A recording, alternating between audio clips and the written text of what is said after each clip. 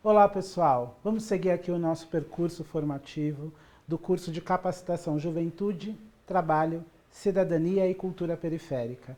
Eu sou o professor Alexandro Santos e vou conduzir essa disciplina que tem como foco a discussão sobre a necropolítica, o brutalismo e o genocídio da juventude negra como expressões de violência de um sistema mundo organizado a partir do colonialismo e do neoliberalismo, mas a gente também vai discutir nessa disciplina os processos e iniciativas de reexistência dessas juventudes negras periféricas que podem nos ajudar a pensar as possibilidades e horizontes de superação dos processos de violência.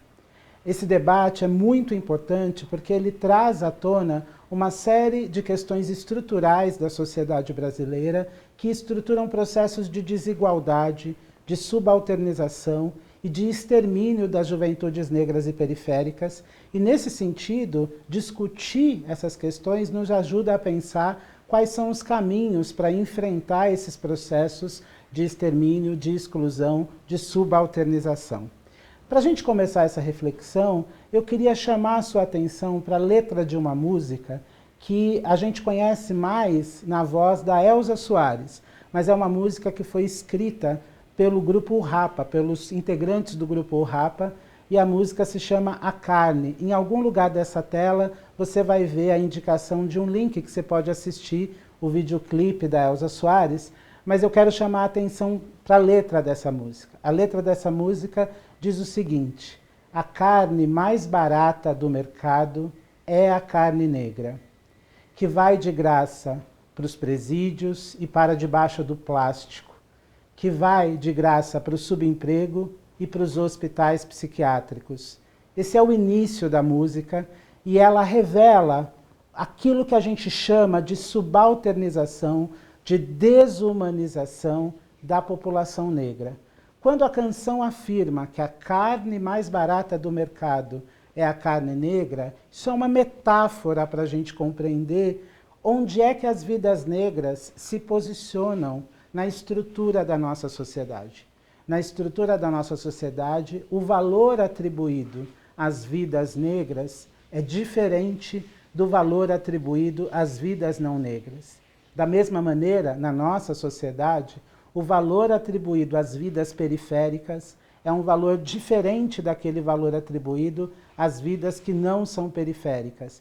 E a gente pode fazer mais uma camada dessa reflexão quando a gente conversa sobre as desigualdades de gênero e o processo de dominação masculina. A gente pode dizer que as vidas das mulheres na sociedade brasileira valem menos do que as vidas dos homens. Por que isso acontece? Porque esses são processos estruturais de desigualdade. Quando a gente diz que são processos estruturais de desigualdade, a gente está querendo dizer que essas formas de desigualdade são pilares que organizam a sociedade brasileira. A sociedade brasileira foi produzida, organizada, fabricada com esses pilares. Então, são constitutivos das formas de sociabilidade, da economia, da política que marcam a sociedade brasileira. Não são apenas um detalhe, não são apenas uma característica superficial. Elas fazem parte daquilo que estrutura a sociedade brasileira. E se isso é verdade, essas formas de dominação racial, de gênero, de classe, se essas formas de dominação são estruturais, isso significa que elas contaminam todas as nossas instituições e todas as nossas relações sociais. Eu quero dar nome para essas três formas de dominação, para essas três estruturas de dominação. Eu estou falando do racismo, eu estou falando do machismo e eu estou falando da aporofobia, que é o ódio, a aversão, o desprezo aos pobres.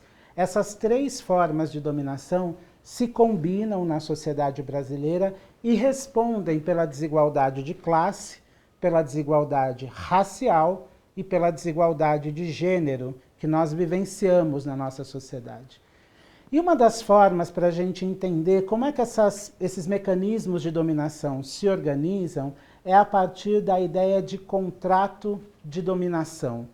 Essa ideia, contrato de dominação, ela foi formulada por alguns autores do campo crítico das ciências sociais, dos quais eu vou citar dois.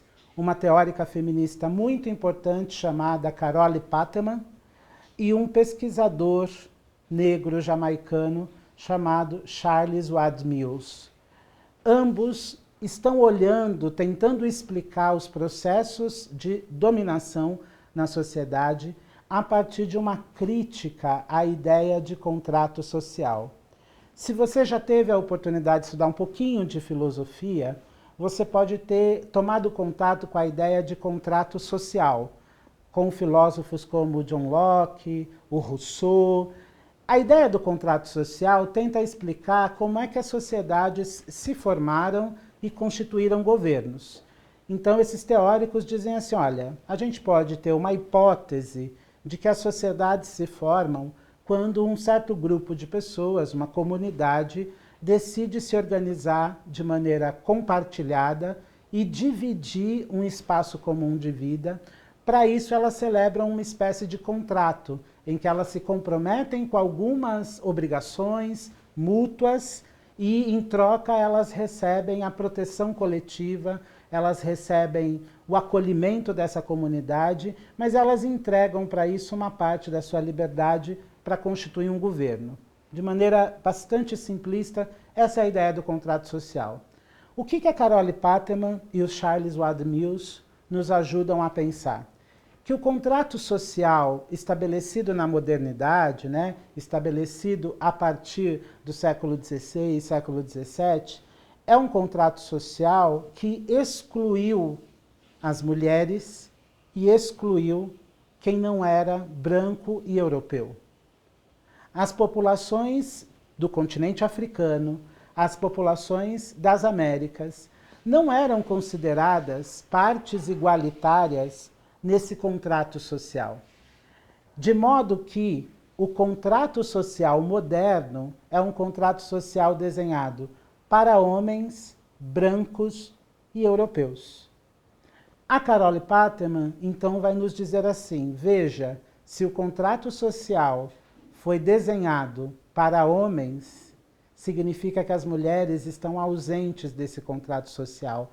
Elas estão excluídas, elas estão descobertas nesse contrato social. Por isso, a Carole Pateman vai dizer que o contrato social da modernidade também é um contrato sexual de dominação, ou um contrato de gênero.